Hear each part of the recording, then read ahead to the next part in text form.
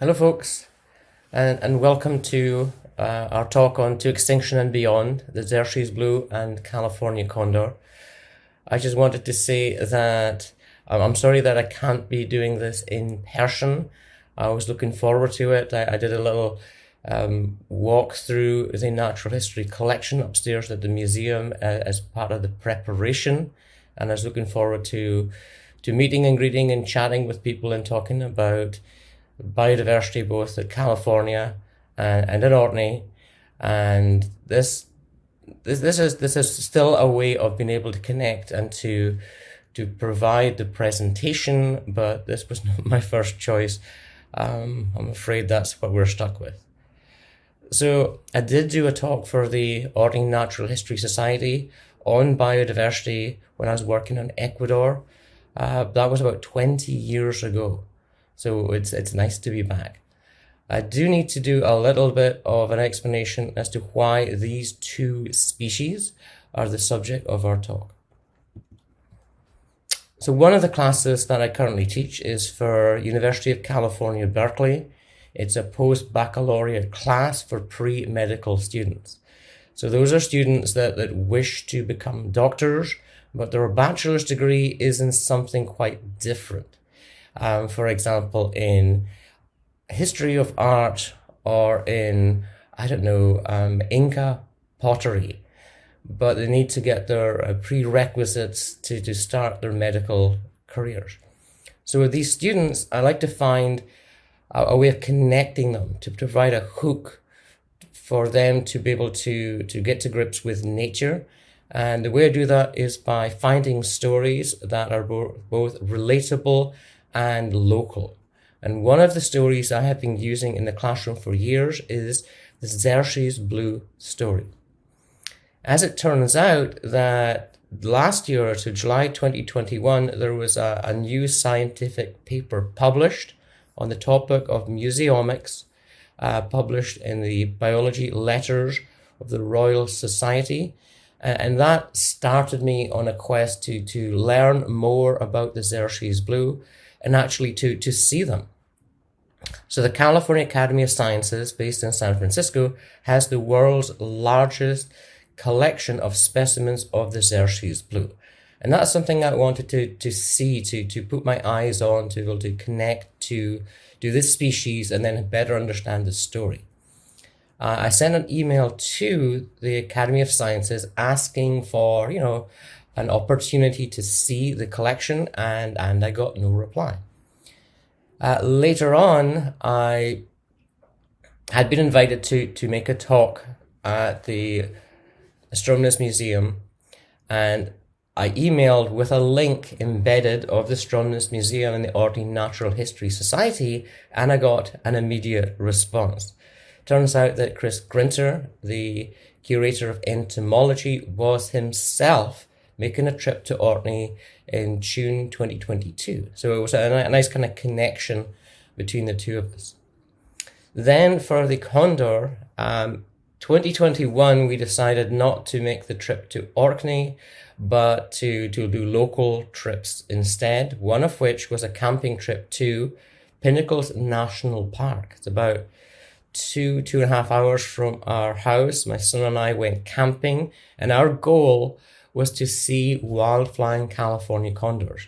So we were fortunate that we were able to see them both days that we were there. Then later in the summer, we did a longer family trip north up the coast to Redwood National Park. And it turns out that as we passed through Northern California, we traveled through Yurok country. So Yurok is one of the native Californian tribes, and they have this long history, this tradition, if you like, folklore based upon the California Condor. And they themselves have been instrumental in developing a program that has led to the reintroduction of California condors to their territory, and that was last month, so May 2022. So our top left here, this is an image of the now extinct Xerces Blue butterfly from the California Academy of Sciences. And then for a local perspective on the right, so here we have Polymatus icarus, which is the common blue, which I saw flying around Stromness about a week ago. It's also in our collection here of the Natural History Society.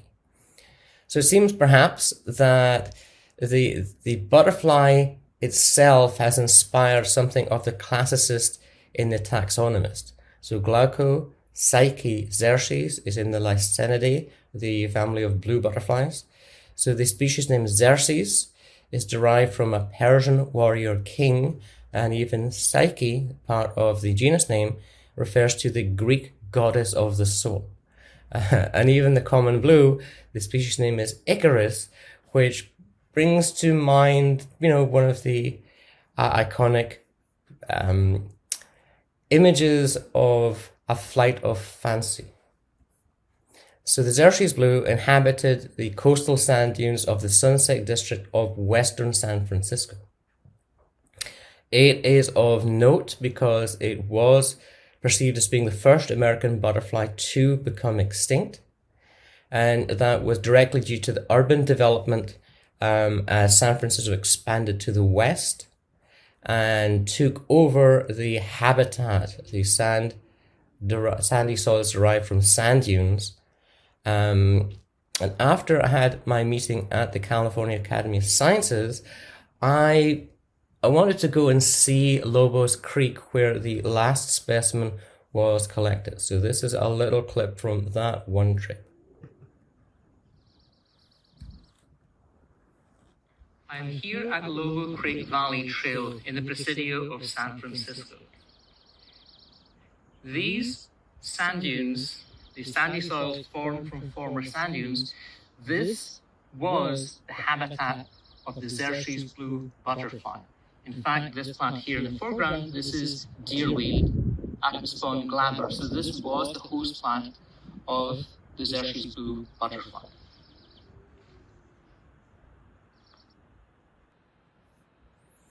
The last specimen of Xerces Blue was collected on March 23rd, 1943 by Harry Lang at Lobos Creek in the Presidio in San Francisco.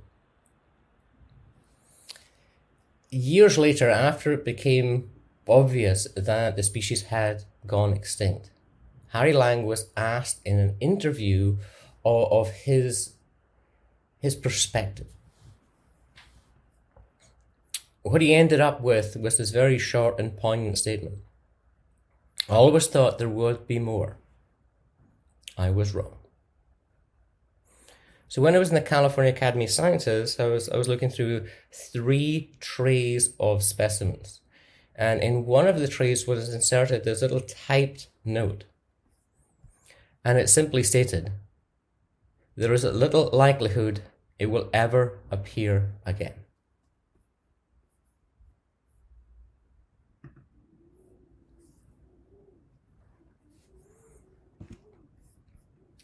So this is one of the images from the species page on Wikipedia. So all Wikipedia species pages have a conservation status. This is derived from the IUCN, International Union for Conservation of Nature, the red list. So here are the conservation statuses. On the left, we have extinct. Then we have EW, that is extinct in the wild. And then we have species that are not extinct, but we have critically endangered, and vulnerable. So once the Xerces Blue was recognized as being extinct, the scientists could agree that it was a loss for biodiversity. There always remained a doubt. So opinion was divided over whether Xerces Blue was its own species. The alternate interpretation was that it was a subspecies of a more widespread butterfly that's still in existence and abundant in its range called the silvery blue, the same genus, Glaucopsyche, but a different species, Ligdamus. So that raised the question, if Xerces Blue was not in fact its own species, then it wouldn't be extinct. So that whole story would need to be revisited. And it raises two larger questions. One is the definition of a species, and then what does it mean to be extinct?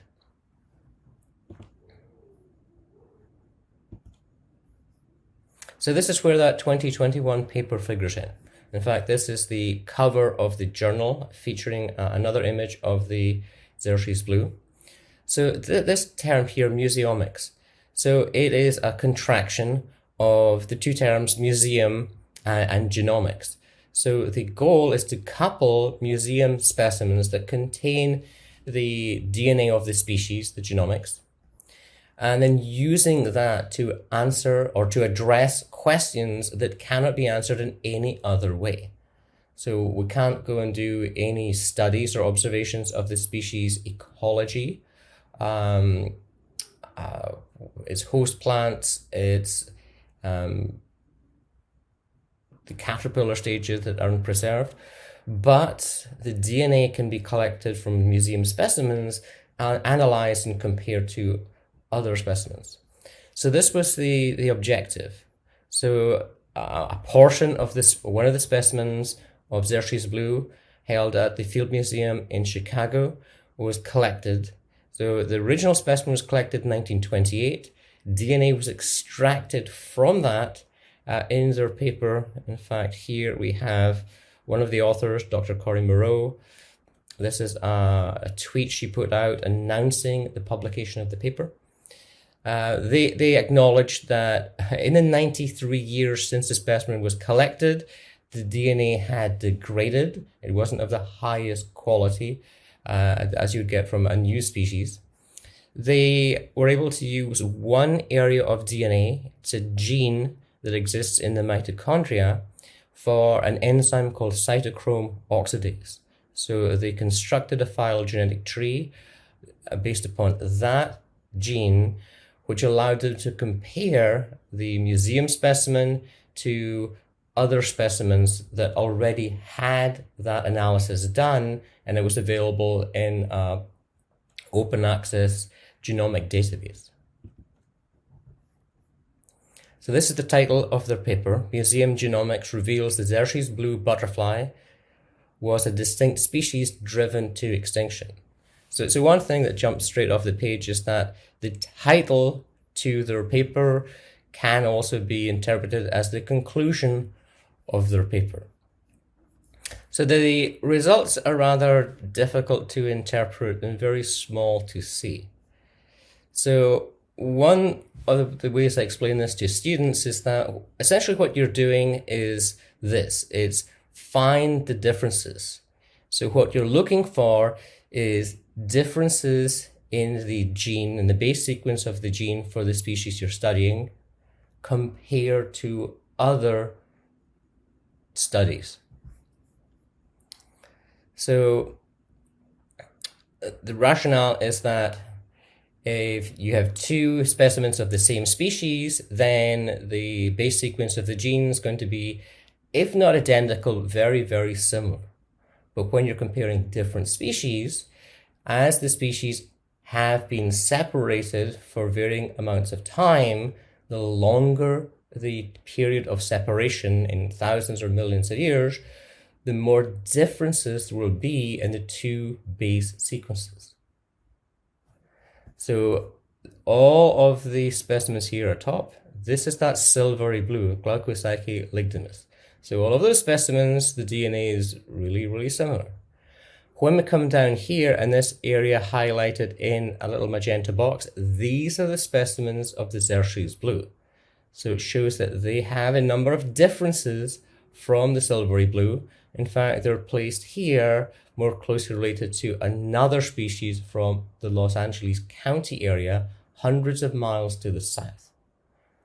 So here, Xerces Blue isolates on its own, suggesting it's not a subspecies of the silvery blue, and supports their conclusions that it was its own species. It is related to the silvery blue. They share a common ancestor back here in time, so a sister taxon. And this is also supported by observations made in the 1940s by Harry Lang and others that the caterpillar stage, the pattern of spots or maculation on the wings, the host plant, all of these things were already different, and the DNA analysis just helps clarify that it was its own species. So when I was in the California Academy of Sciences, I asked Chris Grinter his opinion. Did he agree with the study? He didn't agree with the study. The California Academy of Sciences are in the midst of doing their own genomic study. He thinks it's a much better study. The Field Museum study was one butterfly. There was a destructive sample, so they can't go and resample it. They have a bigger collection. They have a better technique. And he raised an interesting question at the end. If it's even possible to define a species. So here, it's a kind of broader area that the biological species definition is a human intellectual construct. It's not something the species themselves abide by or pay much attention to. So it really becomes more of an academic and esoteric point rather than something that's practical to work with in the field. Switching to the California Condor. So the California Condor, Gymnogyps californianus, is the largest flying bird in North America. The wingspan is difficult to get your mind around this. It's 10 feet or 3 meters from wingtip to wingtip. It was one of the first animals listed as an endangered species in the Endangered Species Act of 1973. The species had been in decline for some time, certainly perhaps over 100 years, to the point where in 1982, the entire population of California condors was down to 22 individuals. It was decided by the federal government to capture the remaining wild-flying California condors for their own protection and also to establish a breeding population to rebuild the species numbers before eventually released to the wild. So a little clip here at the bottom is the documentation of the capture of the last free-flying condor known as AC9, also known as Igor. Here you go. So they used a carcass as bait. Peter Bloom, in fact here we see condor coming in. Peter Bloom was hiding in a pit when the condor landed. Cannons fired a net, and then his task is to scurry from his pit to be able to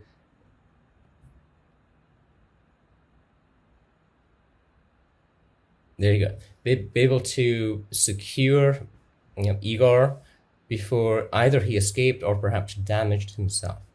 And here you can see just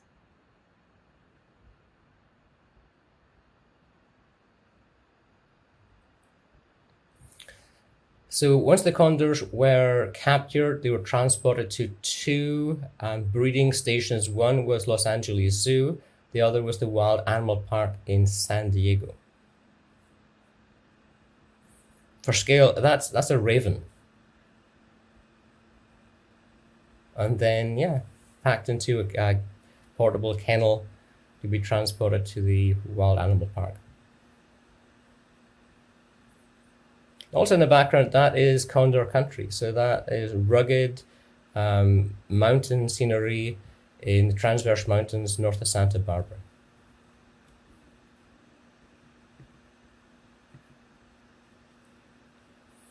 So I was reading into the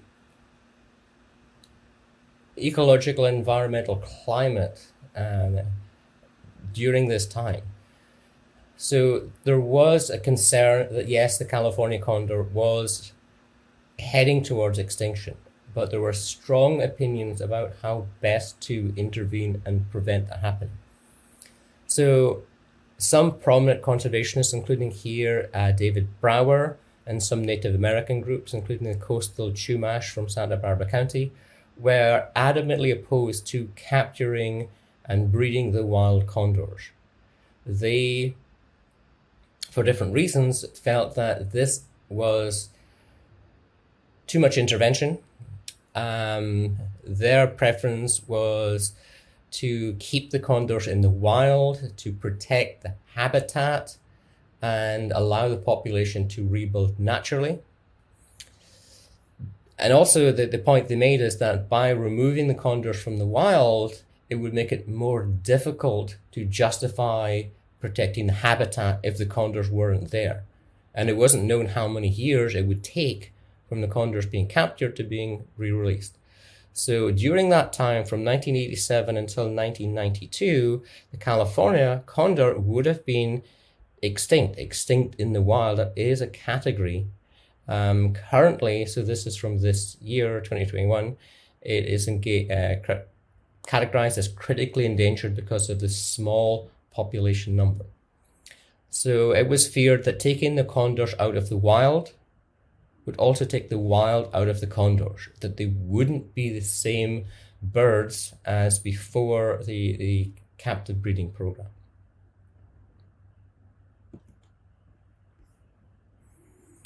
So before 1987, there already had been some hands-on intervention.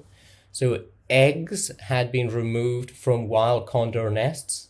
So biologists had climbed, I think, up or down cliffs to the caves where the nests were located, removed the one egg laid by the pair. The pair would respond by what's called double clutching to lay a second egg. So essentially, the condor pair would produce two chicks that year. One they'd raise themselves in the wild, and the second one would be raised in captivity in one of the two zoos. So I've got a little clip from YouTube here. We're here at the San Diego Zoo Safari Park. We just had our first California Condor chick of the year hatch about 2 weeks ago. It's 15 days old now. Its name is Wesa, W-E-S-A, and it's a Chumash word that translates to a celebratory drink. The puppet is it's kind of like a fancy glove. It covers our hands so the chicks don't get any beneficial experiences from people. We don't want it imprinting on the people getting used to us when it goes off to the wild. We want it to be a nice wild animal, not relying on people for food. When we candle the condor eggs, we actually hold the egg up to a bright light. We see blood vessels, we see movement, and many times we can see what position the chick is moving into as it's getting ready to hatch. Condor chicks, just like any babies, they sleep a lot. They concentrate on growing and getting bigger. Very vigorous eaters, so they will compete very well with the puppet, trying to take food from the puppet or eat it really quickly out of the food crop before the puppet can grab it. They can be playful. We give them a feather in the isolate as enrichment, as a play item. It'll sleep on it. It'll stand on it and pick at it and chew on it. And just like we see that happen in the nest boxes with the parents too.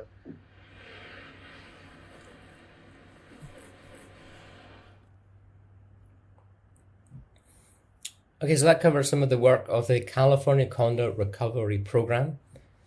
So that has included collaboration among a broad range of different organizations, including the zoos, like the Wild Animal Park, other non-government organizations, and then local, state, and federal agencies, including the National Park Service, the California Department of Fish and Wildlife, all with the same stated goal.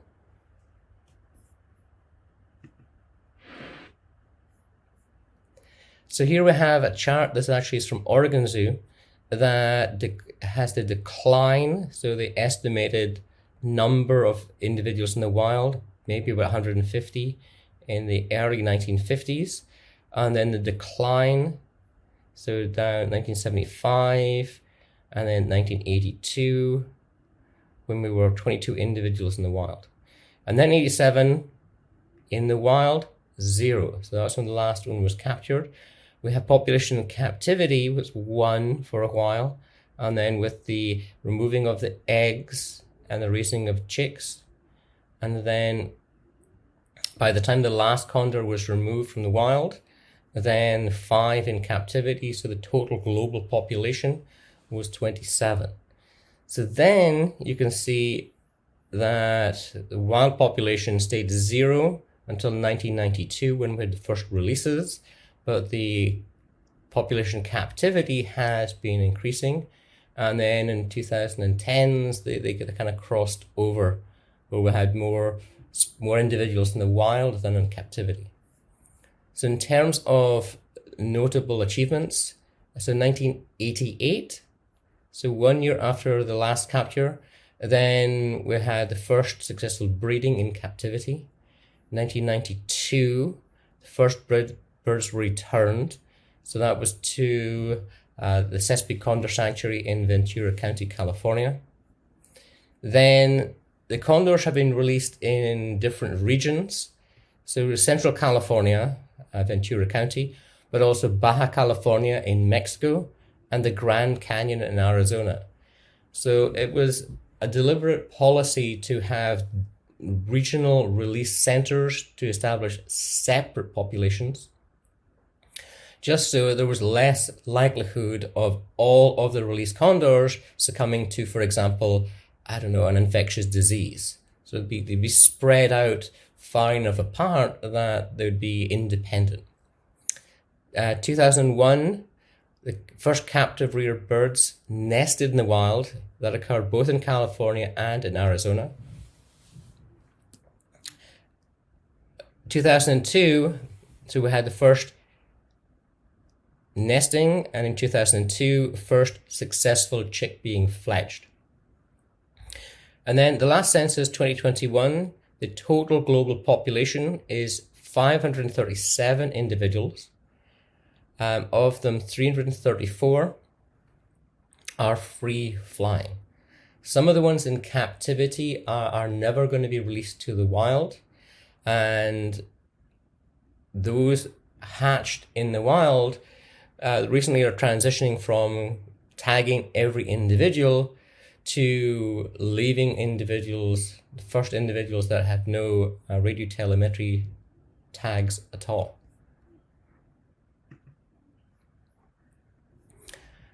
So this is the San Francisco Bay Area, and then Northern California, this is the Yurok territory.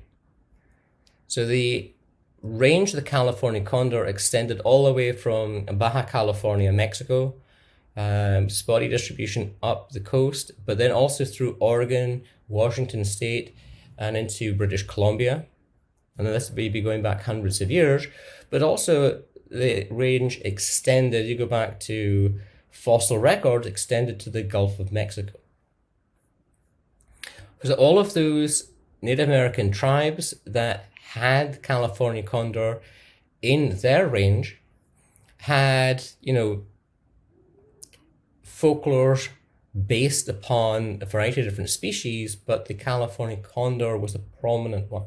The sheer size of it, and it's a vulture, so it would be often a portent of doom.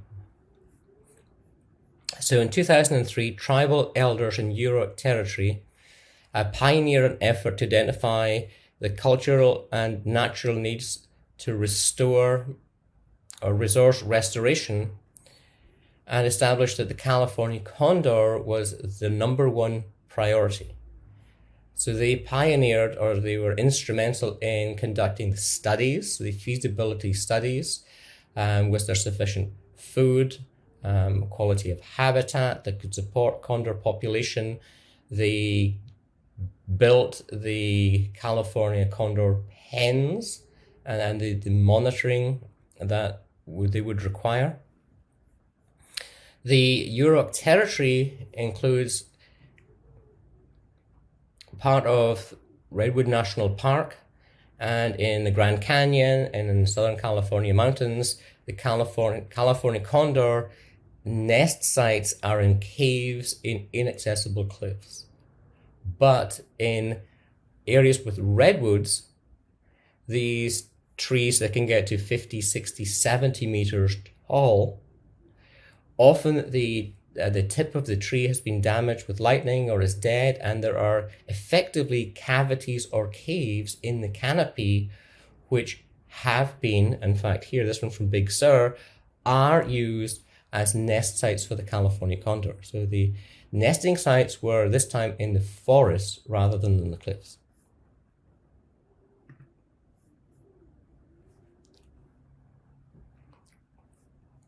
So this is the title of a paper. Critically endangered California condors are being reintroduced to the Redwood National Park for the first time in 100 years. So this was a newspaper article. So since 1992, a lot has been learned in the best ways to reintroduce wild condors from captive populations. So now, rather than releasing juvenile condors on their own, they often place the juvenile condors with an adult condor. This one the number was 746, served as a mentor to model behavior for the juveniles. So the goal is to release 4 to 6 condors every year for the next 20 years to build up a population. And for any reintroduction program for a species that has been to the brink of extinction, and there's so few individuals that make up the founding population, is the risk of inbreeding. So once again, they return to museomics to go and study the genetic diversity of condors from that region. So there's no living condors for 100 years, but from museum specimens. And then decide which assemblage of different juvenile individuals to place together for the release to build that population in Northern California. So this population would be hundreds of miles away from Ventura County population, Central California, Grand Canyon is over here somewhere. So unique genetic population. So I have a little video clip here that comes from the Yurok tribe reintroduction program. It's narrated by scientists involved with the release. So on May 3rd, 2022, 2 juvenile males were released. They were given Yurok names, Nesque Chok, which translates to he returns. Following the release, he stayed in the vicinity. In fact, he has a tree that he prefers to sleep in that's close enough that he can stay in contact with the other juveniles still in the pen and the adult mentor 746. The other one, Poi Wisun, the one who goes away, after his release, they didn't see him for 2 whole weeks. But both regularly come back to be fed. Carcasses are provided outside the cage. On May 25th, the first juvenile female was released when the 2 previously released males were at the pen. California condors are a social species. So having the ability for them to forage on their own but come back, that is hopefully going to be a successful model for the Yurok release. The next cohort of condors, 2 males from the Oregon Zoo, another male and female from the World Center for Birds of Prey.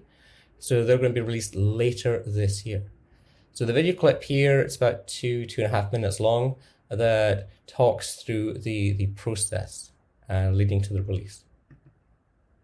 Wildlife departments, and I am currently sitting up at the Northern California Condor Restoration Program's Release Management Facility, overlooking both our 4 juvenile birds, hopefully soon to be released.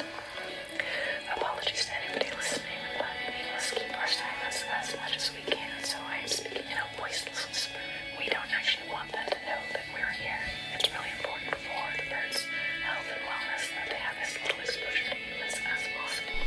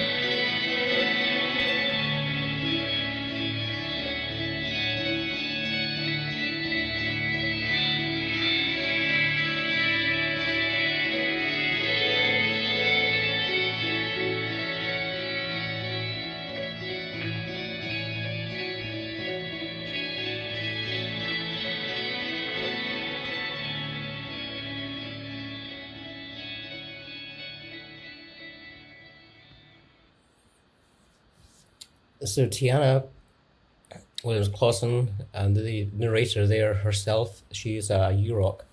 So I can't imagine what it must have felt like to pull the lever and let the condors out for the first time in 100 years.